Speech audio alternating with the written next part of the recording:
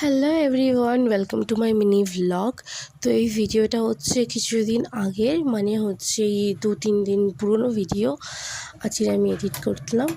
তো আমি আর মা আজকে গেছিলাম একটা কাজের জন্য বাইরে মায়েরই।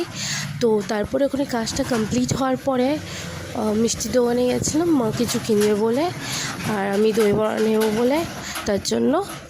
আর এখানে আমি ঘুরে ঘুরে দেখছিলাম, তারপরে কিনে নিয়ে বাড়িতে চলে এসেছিলাম। আর আমি আর ভিডিও করতে পারিনি বেশি, অনেকটা ভিড় ছিল রাস্তাতেও। তারপরে আমি একটা একটা করে বার করছিলাম খাওয়া বলে, কারণ অনেক খিদে পেয়েছিলো আমার। আর দই বড়াটাই আমি খাবো, আর দই বড়াটাই নিয়েছিলাম তার জন্য। তো দই বড়াটা খুবই টেস্টি হয়েছিল, খুবই টেস্টি ছিল ওই দই বড়াটা। আর তার চাটনিটাও খুব টেস্টি ছিল, বেশি মিষ্টিও ছিল না চাটনিটা। তো আমি এখানে সার্ভও করছিলাম, সবাইকে দিলাম।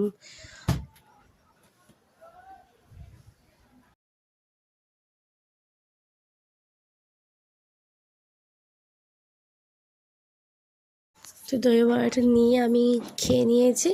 খাওয়ার পরে আমি এখানে করছি পনিরের একটা সতে টাইপের। বেশি কিছু দেইনি আমি, এখানে লেবু দিয়েছি, একটু সামান্য নুন দিয়েছি, সামান্য জিরে মরিচ দিয়েছি, আর হচ্ছে কাশ্মীরি লঙ্কা দিয়েছি কালারের জন্য। আর কিছু দেইনি, আর তেলও দেইনি।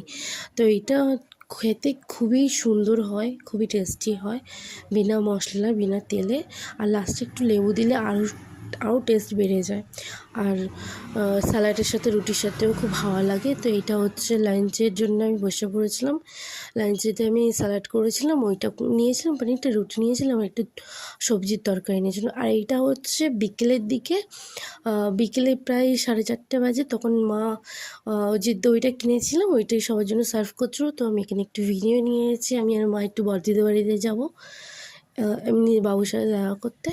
তো ওখানে সব রেডি হয়ে গেছে, বড়দি বললো চলো আমরা চা খেয়ে আসি বাইপাস দিয়ে। তো এখন বাজে প্রায় 11টা। ওদের বাড়িতে গিয়ে গল্প করতে লেট হয়ে গেছিলো। তারপর 11টার সময় আমরা বাইপাসে চলে এসেছি। ওখান থেকে কাজলের রিন্টুও চলে এসেছিলো, বড়দিরাও ছিল, আর আমি আর মাও ছিলাম। তো এই কজন মিলে বাইপাসে এসে চা খাচ্ছিলাম। খেতে খেতে 11:30 12:30 বেজে গেছে। তো এখান থেকে ঘুরে আমি বাড়িতে চলে যাবো। তো এই হচ্ছে মিনি ভ্লগ, দেখা হচ্ছে পরের নেক্সট ভিডিওতে।